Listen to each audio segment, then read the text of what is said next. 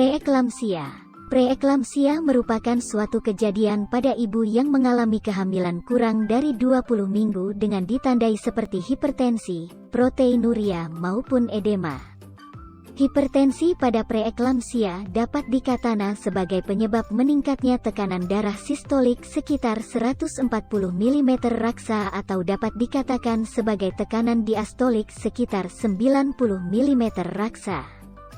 Sedangkan proteinuria merupakan urin yang mengandung protein berlebihan.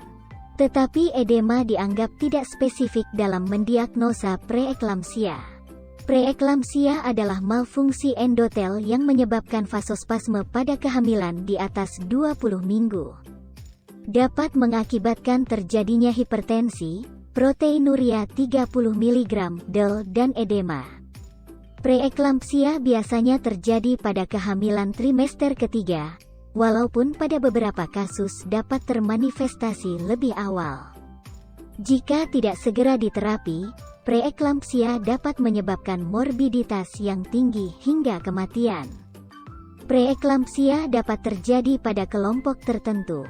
Di antaranya yaitu ibu yang mempunyai faktor penyebab dari dalam diri seperti umur karena bertambahnya usia juga lebih rentan untuk terjadinya peningkatan hipertensi kronis. Dan menghadapi risiko lebih besar untuk menderita hipertensi karena kehamilan. Faktor resiko. Usia. Wanita hamil berusia di atas 40 tahun lebih beresiko 2 kali lipat terhadap preeklamsia. Idealnya usia wanita hamil 20-35 tahun karena kematangan fisik dan mental. Obesitas sebelum hamil dan IMT, indeks massa tubuh. Indeks massa tubuh yang semakin besar dan obesitas merupakan faktor resiko terberat pada preeklamsia. Obesitas meningkatkan resiko preeklamsia sebanyak pukul 2,47 kali lipat. Riwayat hipertensi. Wanita yang memiliki riwayat preeklamsia pada kehamilan pertama 7 kali lipat beresiko preeklamsia untuk kehamilan kedua. Gaya hidup. Pada zaman modern seperti ini kebanyakan wanita hamil tidak bisa menjaga pola makannya.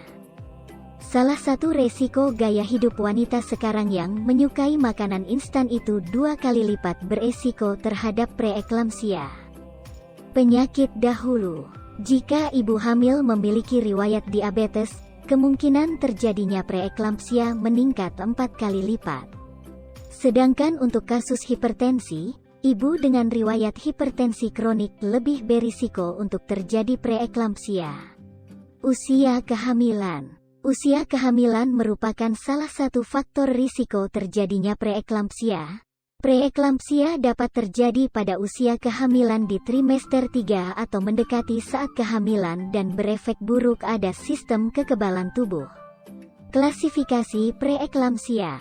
Preeklamsia ringan. A. Akan mengalami suatu tekanan darah lebih besar dari 140/90 mm raksa atau mengalami suatu kenaikan diastolik 15 mm raksa dan sistolik 30 mm raksa. B.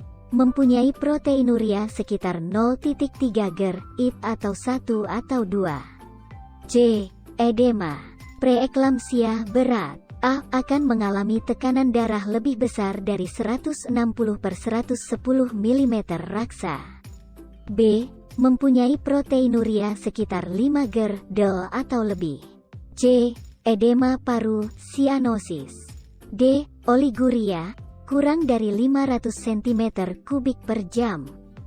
E. Adanya faktor yang memberikan suatu gangguan seperti pada gangguan serebral dan pada gangguan visus serta terjadinya rasa nyeri di epigastum. Diagnosa preeklamsia. Preeklamsia ringan. A. Adanya suatu tekanan darah sekitar lebih besar dari 140/90 mm raksa atau mengalami suatu kenaikan diastolik 15 mm raksa dan sistolik 30 mm raksa dengan pemeriksaan berjarak 15 menit pada lengan yang sama. B. Mempunyai proteinuria sekitar 0,3 g/it atau 1 atau 2. Preeklamsia berat. A. Tekanan darah lebih besar dari 160/110 mm raksa. B. Proteinuria 5 Gr/del atau lebih. C. Edema paru, sianosis. D. Oliguria, kurang dari 500 cm3 per jam. E. Adanya faktor yang memberikan suatu gangguan seperti pada gangguan serebral dan pada gangguan visus serta terjadinya rasa nyeri di epigastum. Tanda dan gejala.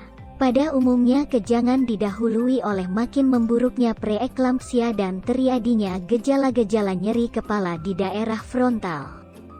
Gangguan penglihatan, mual keras, nyeri di epigastrium, dan hiperrefleksia. Bila keadaan MI tidak dikenal dan tidak segera diobati, akan timbul kejangan. Konvulsi eklampsia dibagi dalam 4 tingkat, yakni 1. Tingkat awal atau aura. Keadaan ini berlangsung kira-kira 3 detik, mata penderita terbuka tanpa melihat, kelopak mata bergetar demikian pula tangannya, dan kepala diputar ke kanan atau ke kiri.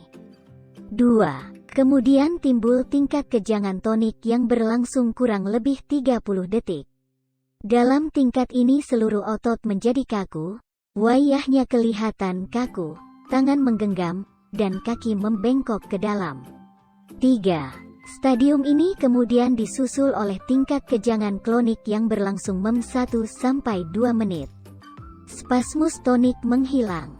Semua otot berkontraksi dan berulang-ulang dalam tempo yang cepat. 4. Sekarang ia memasuki tingkat koma. Lamanya ketidaksadaran tidak selalu sama. Secara perlahan-lahan penderita menjadi sadar lagi. Akan tetapi dapat terjadi pula bahwa sebelum itu timbul serangan baru dan yang berulang, sehingga ia tetap dalam koma.